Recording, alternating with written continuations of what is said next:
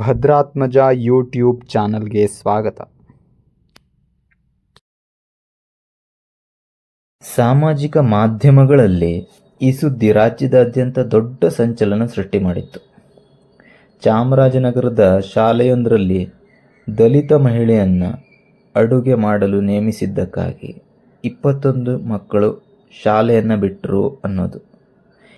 ಇಂತಹ ಸುದ್ದಿಗಳಿಗೆ ನಾವು ಯೋಚಿಸದೆ ತಕ್ಷಣ ಪ್ರತಿಕ್ರಿಯೆ ನೀಡಿದ್ದೇವೆ ಅಂದರೆ ನಮ್ಮಲ್ಲಿ ಮಾನವತೆ ಅನ್ನೋದು ಇನ್ನೂ ಇದೆ ಅಂತಾಯಿತು.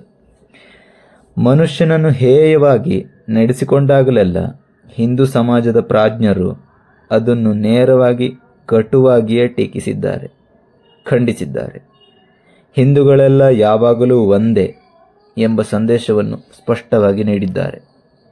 ಇನ್ನು ಈ ಘಟನೆಗೆ ಬರುವುದಾದರೆ, ಈ ಶಾಲೆಯಲ್ಲಿ ಎಲ್ಲ ಸಮುದಾಯದ ಮಕ್ಕಳು ಓದ್ತಿದ್ರು, ಅದರಲ್ಲಿ ದಲಿತರ ಮಕ್ಕಳು ಇದ್ದರು.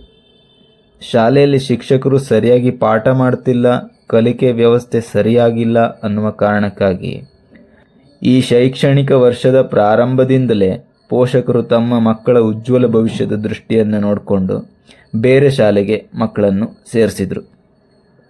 ಹೀಗೆ ಶಾಲೆಯನ್ನು ತೊರೆದ ಮಕ್ಕಳಲ್ಲಿ ದಲಿತರ ಮಕ್ಕಳು ಕೂಡ ಸೇರಿದ್ದಾರೆ.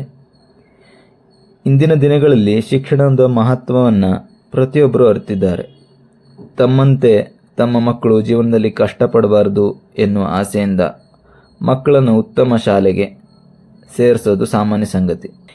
ಈ ಸತ್ಯವನ್ನು ಅರಿಯದೆ ಕೇವಲ ದಲಿತ ಮಹಿಳೆ ಅಡುಗೆ ಮಾಡಿದ್ದಕ್ಕಾಗಿ ಮಕ್ಕಳನ್ನು ಶಾಲೆ ಬಿಡಿಸಿದ್ರು ಎಂಬ ಹುರುಳಿಲ್ಲದ ಕಥೆಯನ್ನು ಸೃಷ್ಟಿ ಮಾಡಿದರು.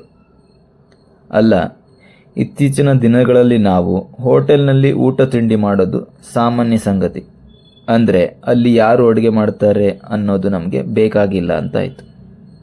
ಹಾಗಿದ್ದಾಗ ಅಲ್ಲಿಗೆ ಅಡುಗೆ ಯಾರು ಮಾಡ್ತಾರೆ ಅಂತ ನಾವು ಯೋಚನೆ ಮಾಡೋದೇ ಫೇಕ್ ಆಗುತ್ತೆ, ಬೂಟಾಟಿಕೆ ಆಗುತ್ತೆ. ಆದ್ದರಿಂದ ಜನಸಾಮಾನ್ಯರನ್ನು, ಪ್ರಜ್ಞಾವಂತರನ್ನು ದಿಕ್ಕು ತಪ್ಪಿಸುವ ಕೆಲಸ ಈ ನಡುವೆ ಹೆಚ್ಚಾಗ್ತಿದೆ. ನಾವೆಲ್ಲ ಹೆಚ್ಚು ಜಾಗೃತರಾಗೋಣ, ಬದ್ಧತೆಯಿಂದ ನಡೆದುಕೊಳ್ಳೋಣ. ನಮ್ಮ ರಾಜ್ಯದಲ್ಲಿ ಯಾರೊಬ್ಬರೂ ಮಾಡಿರಲಿಲ್ಲ. ಕನ್ನಡಪ್ರಭ ಹಾಗೂ ದೇವರಾಜು ಕಪ್ಸೋಗೆ ಅವರಿಗೆ ಧನ್ಯವಾದಗಳು. ಇದನ್ನು ನಮ್ಮಂಥ ಹಿಂದೂಗಳು ತುಂಬ ದಿನಗಳ ಕಾಲ ನೆನಪಿಟ್ಕೊಂಡಿರ್ತಾರೆ.